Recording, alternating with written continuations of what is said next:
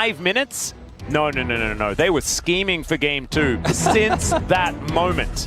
I want to see what Nongshim have prepared here for this draft on blue side, because obviously Game 2 blue side you have a little bit less power because, you know, you've already lost 10 champions after Game 1, but you know, the game overall I felt was well played by Nongshim despite the early deficit, and leading into what Digon was saying, I think with a more even game state and another pretty strong draft, because Game 1's draft was pretty good for them, they might be able to get it done as, well, ban away Faker's most played, his 4-0 victor here.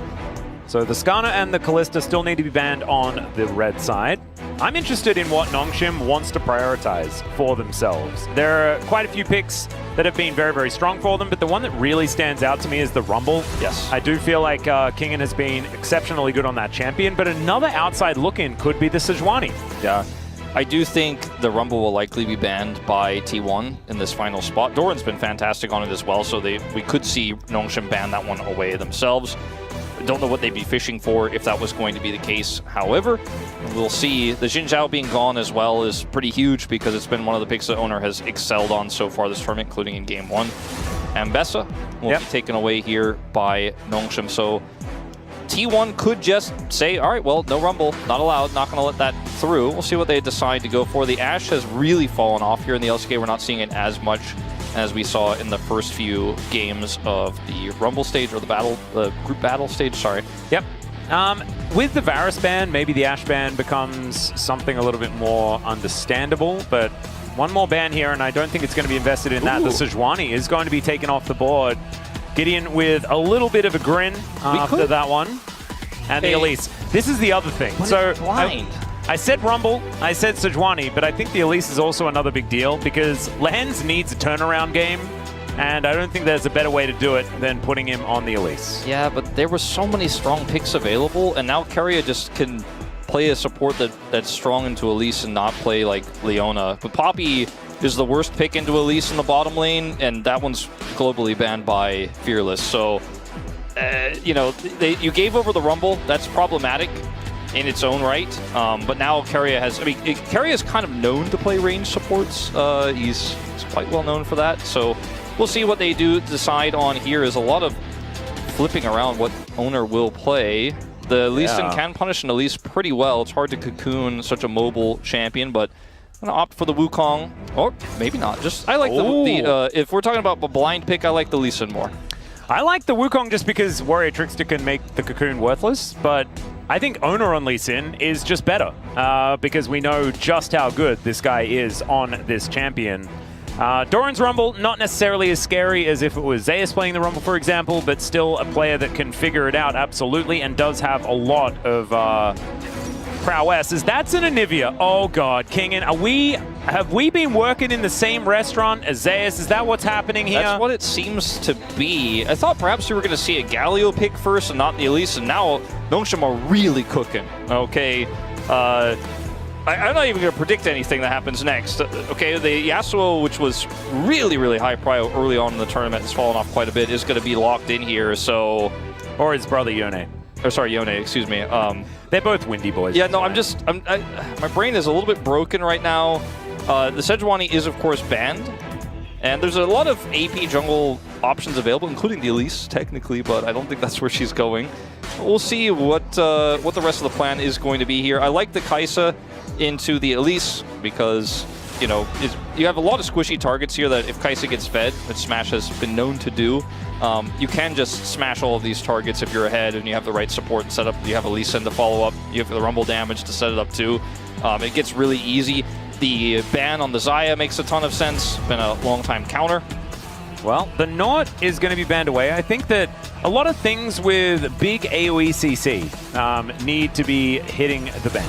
Caitlin's super obvious here. I love that ban. Yep, holding people in place on the Rumble Ultimate is going to be pretty important here. I think a Leona ban would make some sense. The Caitlyn, like you were talking about, is going to be taken away as well, not allowing you to have that level of range. I love how they picked Elise first, though, and then banned some of the best champions she can lane into. This draft is super weird for me, Nongshim. As we'd all love to see Faker play Zed. We would. Or Aurelia. Aurelia is kind of fun, too. She was just nerfed, so it's probably not happening, as that is a Corki. I think as far as going from things you want to see Faker play to things you don't want to see him play, this is about as large of a gap as you can get. Hey, he has played Kai'Sa mid. Hey, true, there we go. I don't think he will be playing Kai'Sa mid in this case. As looking between the Ashe and the Jinx here for the bottom lane, remember the Elise is already locked in. I really like the Ashe. I expect you're still going to be able to lock that one in. Really strong synergy with the Cocoon and the Arrow, and also the follow-up from the Anivia Q. And you can isolate targets with the Anivia Wall as well. And it's a very squishy lineup here for T1. There is no tank at the moment, which leads into part of why maybe you see that Leona Nautilus ban. And, you know, obviously that sets up the Rumble to great success as well. But this is a solid lineup here for Nongshim at the end of the day, given what T1 have. It was a weird path we took to get there, but, you know, I think we're also putting a lot of trust in Fisher being able to pilot Yone here to great success. And we're just going all in. Yeah, okay, so that's Keria's Pike. We know just how good he is on this champion, but that is definitely the opposite of a tank. That is as far the opposite of a tank that you can possibly get. This guy cannot even get health. Like, it just does, it's impossible. He can't do it. And I think this is T1 saying, sure, we'll fight fire with fire in this draft. You guys have been flipping a lot of coins. You've been all-inning on a lot of team fights. We're more clutch than you. Our synergy's better than you. And we'll just snowball this game. And Pike's cut gold will snowball this Kai'Sa. And we're going to just explode into the mid-game so hard that some of the tools and options that Nongshim's draft has just won't really come online. This is not a traditional game of League of Legends we're going to be watching here. There is no front-to-back, really. It's a lot of pick opportunities on both sides, between the Pike hook, the Anivia wall, the Ashe Arrow Cocoon. It's really whoever gets a lead early should snowball this game, 100%. And that could be Nongshim, depending on how this plays out, because if you have vision control as Nongshim, T1 setting up for objectives, good luck with that, because Lehend is going to find you. He's going to Cocoon you. They're going to Ashe Arrow you. They're going to explode you. And the zone control they have with the Anivia, too, if they have vision control, is really strong here. So if you get a lead, Nongshim, you've got a real chance in this one. Yep. So I just did a little bit of research as well. Kingen has played 19 games of Anivia this week in solo queue, so he's been putting in the time. The win rate's not something I'd really, write home about, but it's above 50%. See how it goes. We jump into the rift for game number 2.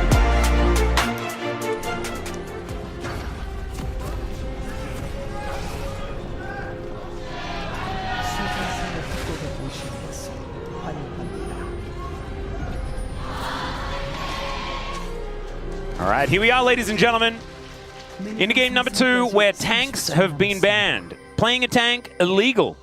It's not something you're allowed to do. As Oner, you have a skin for this champion, dude. Like, I know that one's really cool as well, but, I mean, this is the time. Yeah, it does kind of feel like the time. We will have a lane swap.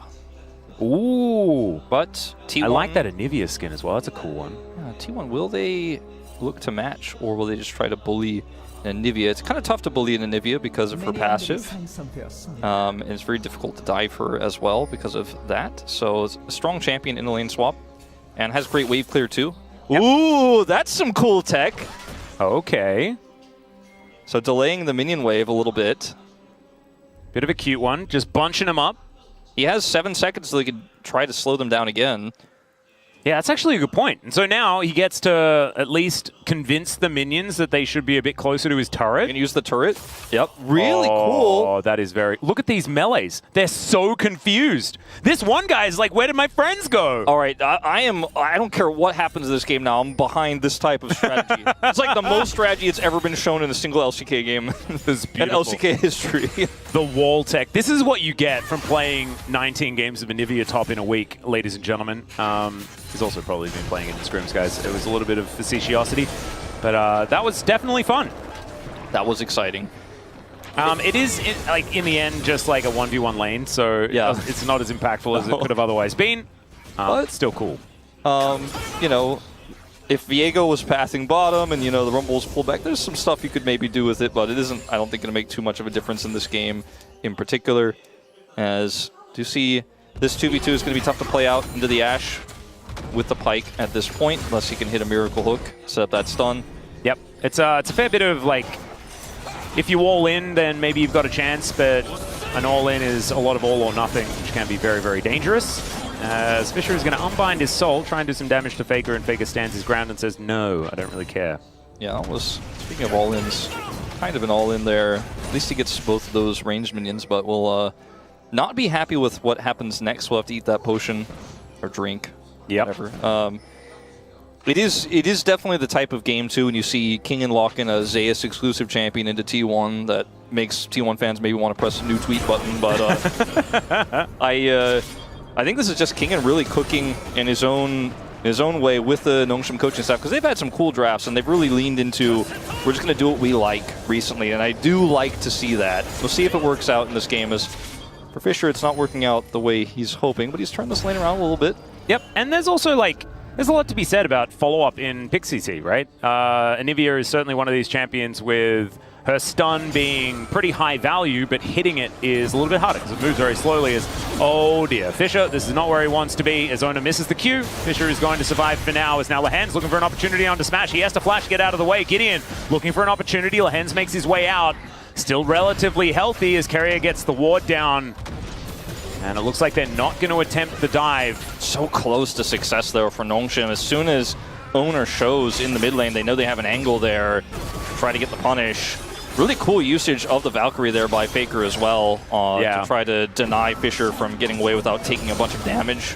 And he will find his soul the right timing here and get out. We'll be able to TP back to lane himself. So a lot of that aggression neutralized now. And luckily for Fisher, because he did dodge that Sonic Wave, he gets out alive, doesn't have to flash. Smash being down both of his summoners now means that a follow-up opportunity could be there for Nongshim to punish the early game Kai'Sa. Yeah, well, King and Doran, let's have a look at this. Ice versus Fire should be pretty Doran favored. As far as my elemental matchups that I learned in Pokemon are concerned.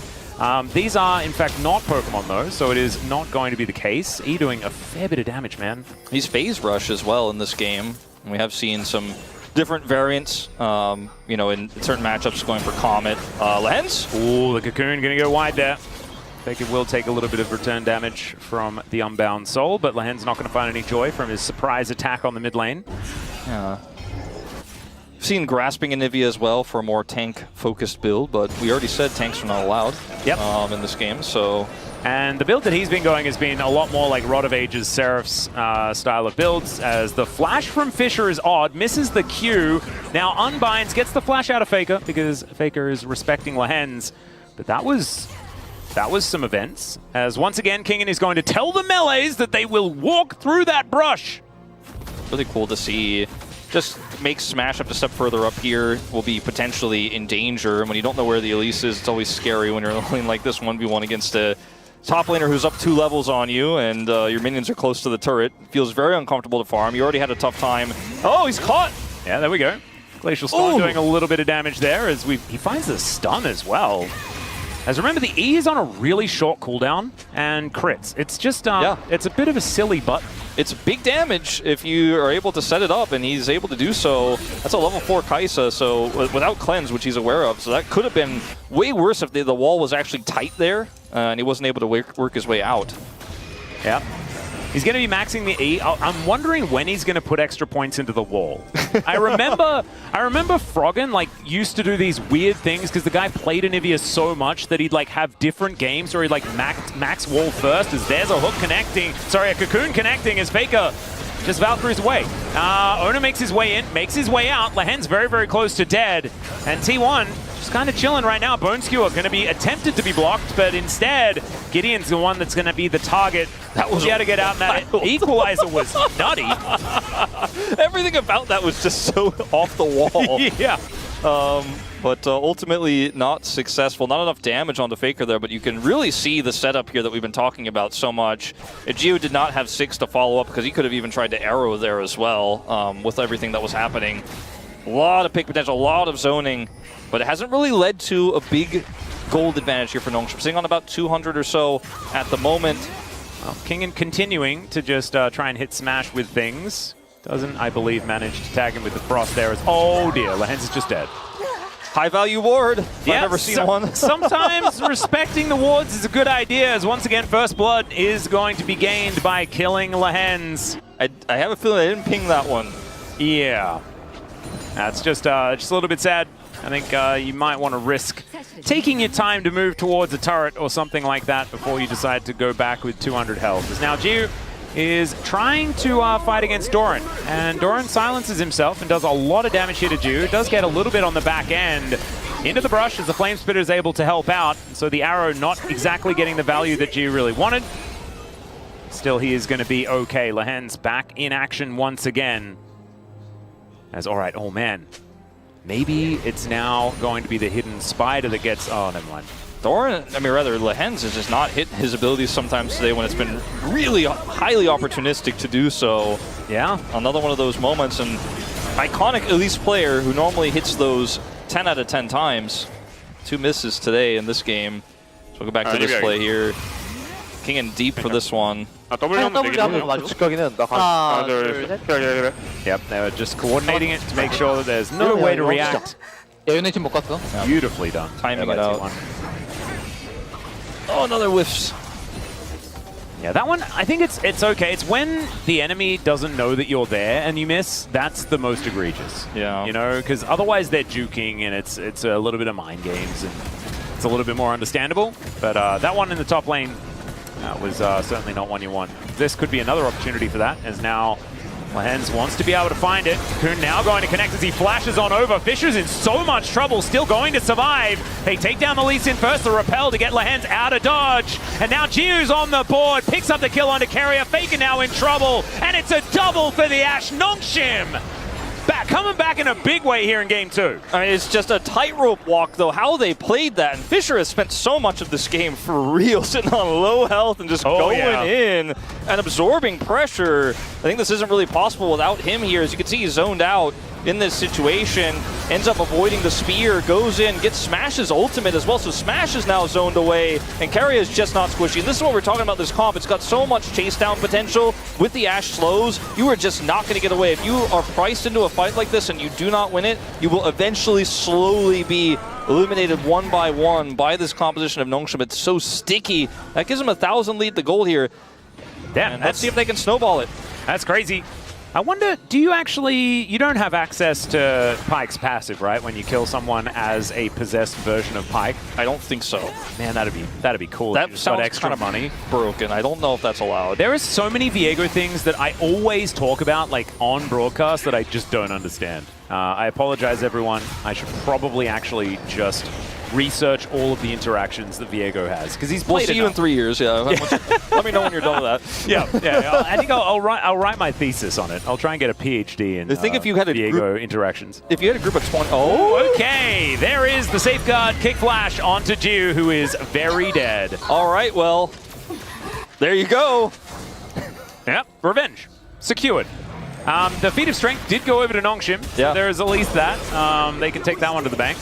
Nice little knock up here from Fisher as Doran misses the harpoon. That's going to win the trade there for the Yone. But that is one grub going on down as Wojcik are going to give away the position here of Smash. Keria comes in though, lands the Bone Skewer as Kingan's in a bit of trouble as well. Lehen's is just dead. Explosions there as the ulti's looking really cool.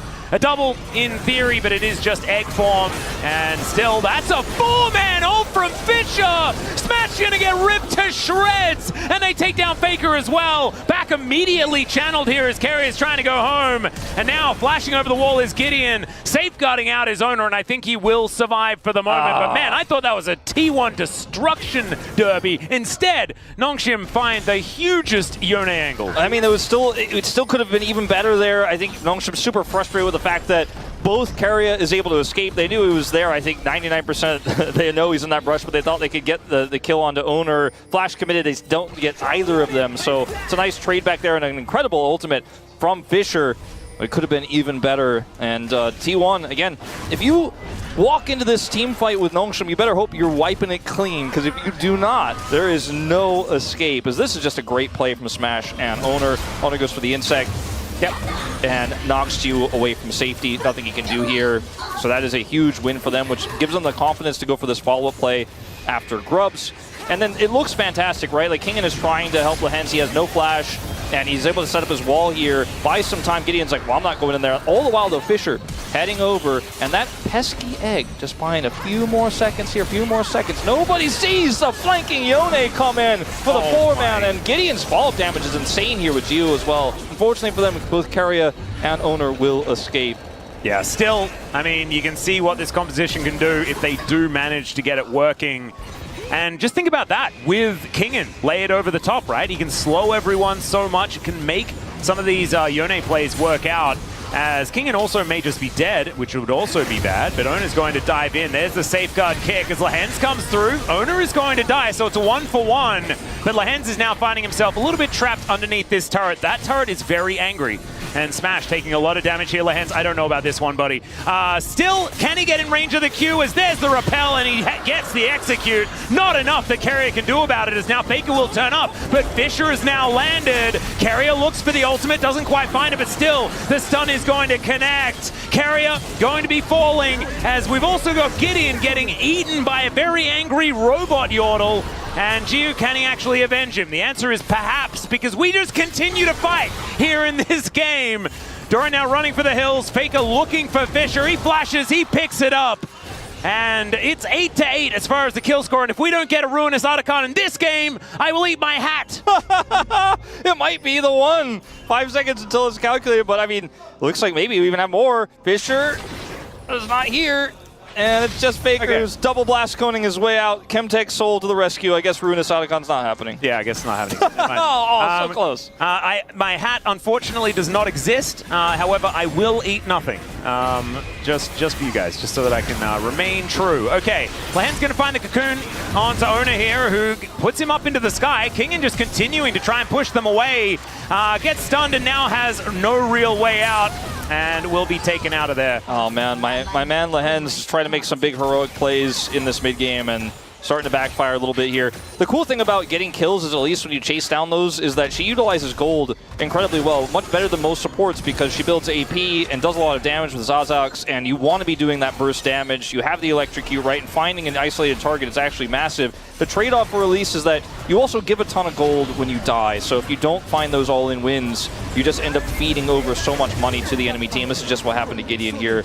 No explanation needed. Tries to use the cloak to get away, and even had the speed up there from the scuttle, but it's not enough. Yep. Keria has just found every single angle to make this pike work as well, even in moments where he dies. Yeah. Like, someone is always stunned. Like, it is just kind of nutty, the way that he uses the extra mobility in order to always be in the position to get that one to work. I'm just kind of, I feel like I got cheated out of a really cool potential Nongshim game here, because things were looking up and up for them. There were some opportunities, but they didn't slow down the tempo when I think they needed to. They didn't just sit back and say, all right, hold up, let's go to a stable game state, look for some more picks. Kept opting in, and now T1 is slowly just taking massive control over this game. And I mentioned whoever gets control first is going to really snowball the game, and we didn't really have a dominant lead until this moment. There's still windows back into this game with the pick comp that Nongshim have. This is one of the best comps to play from about 3,000 gold behind, you know, where you actually still can pick people, you still can blow them up, but it's going to get a little bit tougher once you start losing control of objectives. Speaking of, they do have control of Herald now. Let's see what they can do with it. Yeah, Nongshim, I think if they can convince T1 to walk into them, and that first pick does actually come through, the amount of, you know, snowball potential within a fight is extraordinarily high with things like the Viego. But that is the Rift Herald going down. Gideon able to pick up the eye just fine, and T1 not over-investing into that one. 3,000 gold is the approximate lead, and honestly, not a huge deal. Could be worse, as we are very well aware, because we all watched game number 1. Yeah, no, this is still playable for sure. And with the Herald, some of that gold can be shored up with one of these outer turrets, all of them basically sitting at full health at the moment. Fisher's having a really good game. You know, almost makes me feel guilty to say I wasn't ready to trust when he locked in the Yone, but he's also still Fisher, right? Like, I feel like he doesn't do the things that you expect someone to do. Yeah, that's true. As now Faker, his spidey senses have to be tingling. Yes, they are. Of course they are. He always knows, probably knew before Lehens did, that Lehens was going to be in that brush. And let's see whether Jiu knows it, and he does. As Bone Skewer still going to connect, and Jiu just going to be able to find the hook, so it's a 1-for-1 in the end. Let's see whether Gideon can make it a 2-for-1, but the Bone Skewer not quite as good coming from the Viego, and he gets himself out. Still feel pretty good about this as T1. As, you know, they have a dead 80 carry, you have an alive one farming. Faker grabs the second item, is about to transform, as we do have a TP. Yeah, Fisher a little bit mistimed as far as that knockup was concerned. As the ulti out will mean that Lehends is not going to be able to find the angle as, oh dear, speaking of not finding the angle, I don't know whether he's going to be able to find his way out either, as the Spiderlings blocking the rockets.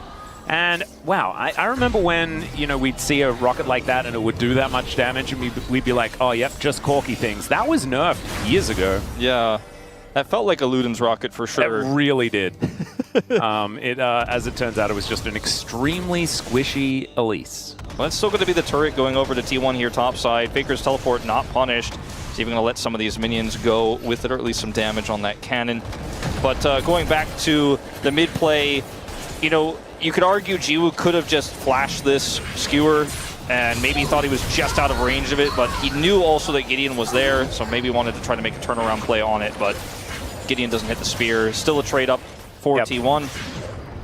And then obviously they get that play topside and get the top turret afterwards. So that 3,000 gold lead persists despite a very close kill score here in this game. And feats of strength going over to Nongshim. Yeah, they managed to get that a while back, so that is at least a little bit of extra value as Cocoon is going to land this time, but the Q is going to land as well onto Oner Repel. Gets Lehends out of there as now Faker is going to chase them down. The Rockets hurting. It's always the Elise that's making the Rockets look like they really hurt.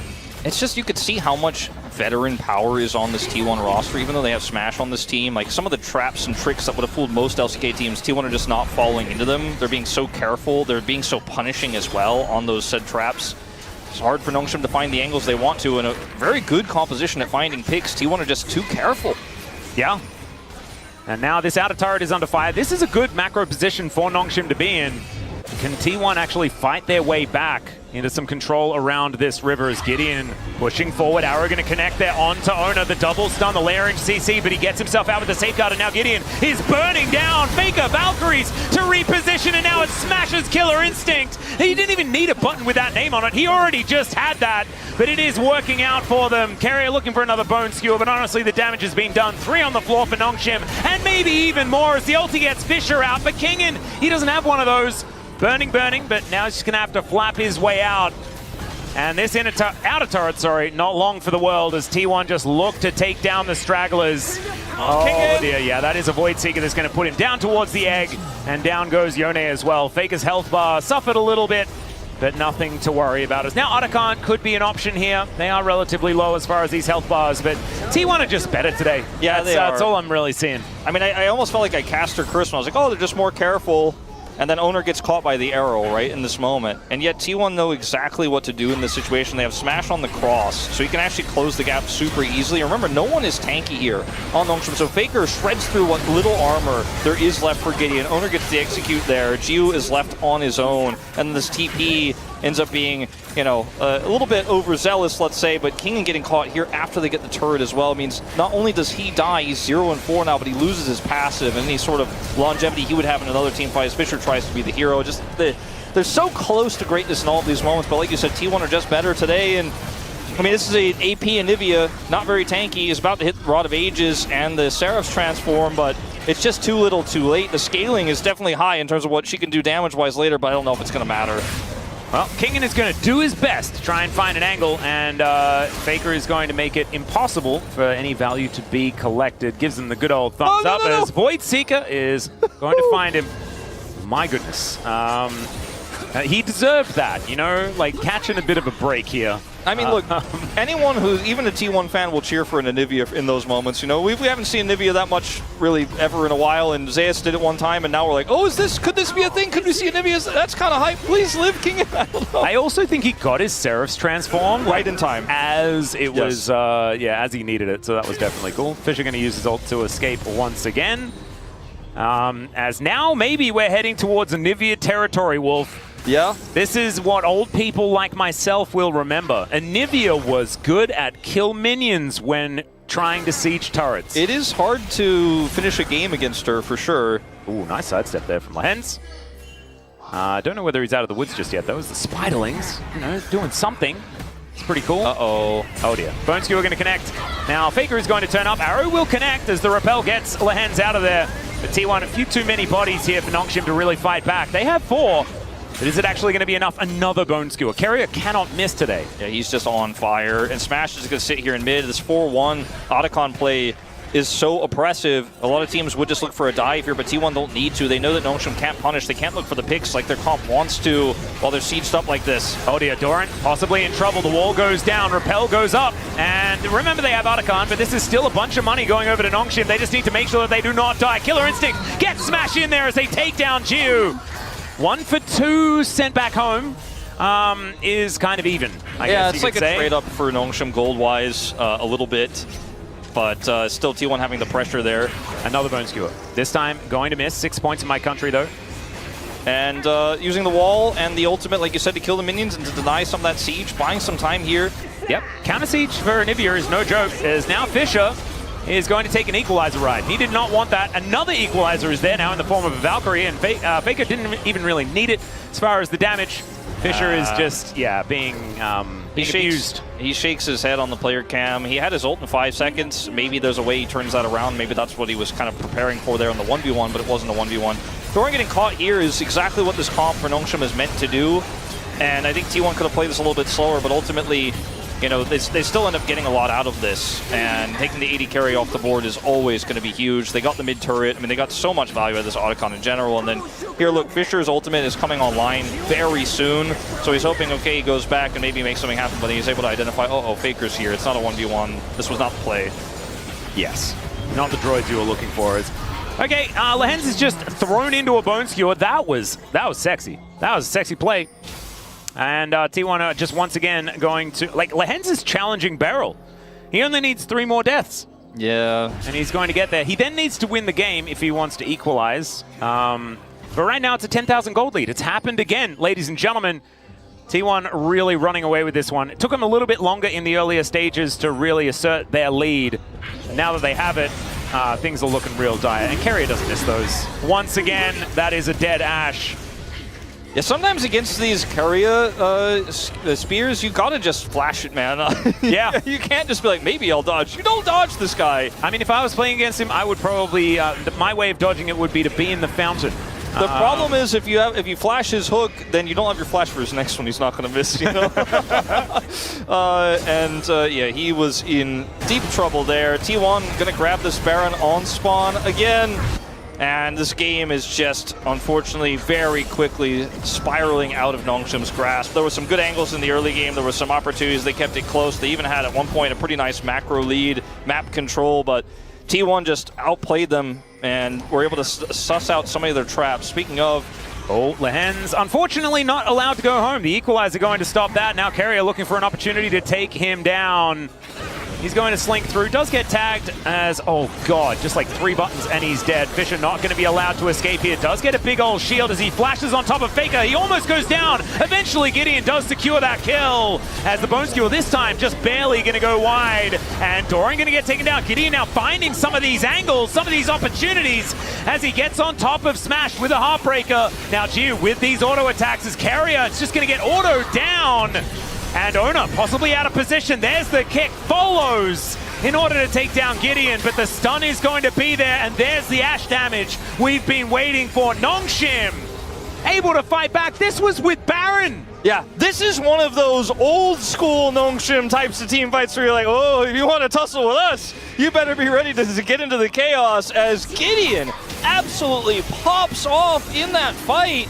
And Gideon has been known to be a crazy Viego player. You give him that opportunity, you don't respect him. He has a ton of really crazy snowballing champions on T1's side to utilize there as well. The damage coming out of the stolen Corki was unreal. That's going to be a lot of gold over to Nongshim here. They secure Dragon as well as the bounty on the Dragon. This all starts off with Lehens getting caught, right? Getting spotted here. T1 go for the chase. It's a long rotation over here for the Nongshim members. Lehens obviously is in a ton of trouble. There's no Yone ultimate, so I can understand why T1 think, okay, this is just a done deal. It's a freebie. If Faker gets out here, none of this happens.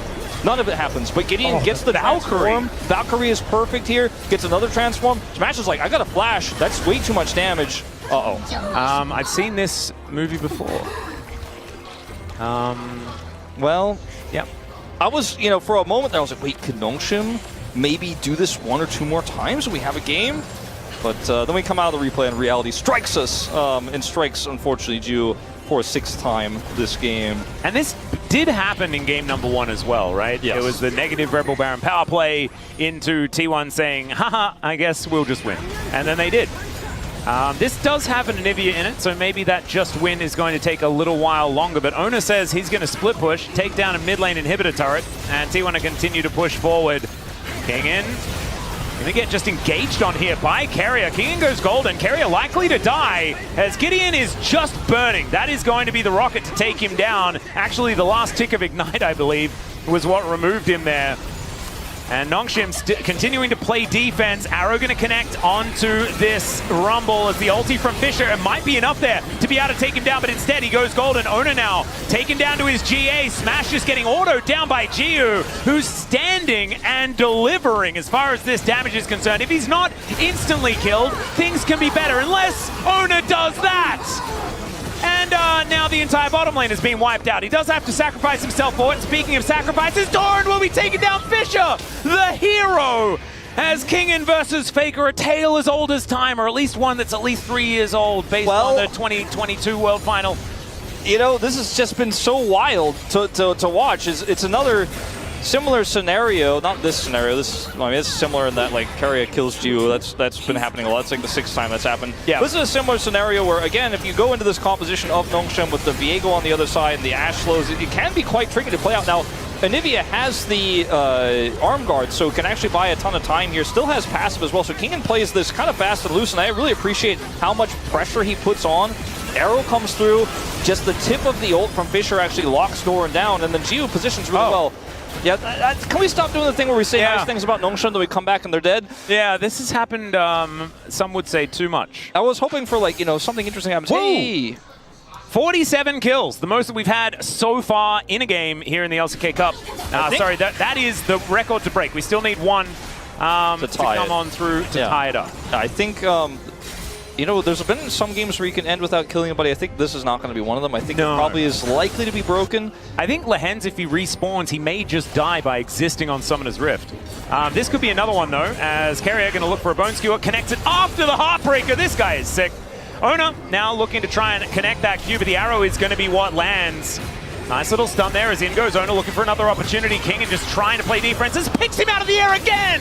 How does Keria keep doing this? Now looks for the engagement in the backline, sacrifices himself as Smash to find an avenue in. He's gonna take down Jiu, and Fisher somehow misses everyone with that ultimate. That actually, I don't think that's on Fisher. That should have hit something, I think. As now Faker is gonna say enough with the shenanigans, and he's looking to end this game right here. The most kills in a game here for the LCK Cup ever. And Fisher is still going to try and get more, at least give more. As 2 go down before Smash is given some time with this Nexus. Doran also going to be able to clear out the kill onto King and gets the ace. And this is going to be the 2-0 for T1. Welcome to the playoffs of the LCK Cup. You'll be up against either DRX or Humble Life Esports, depending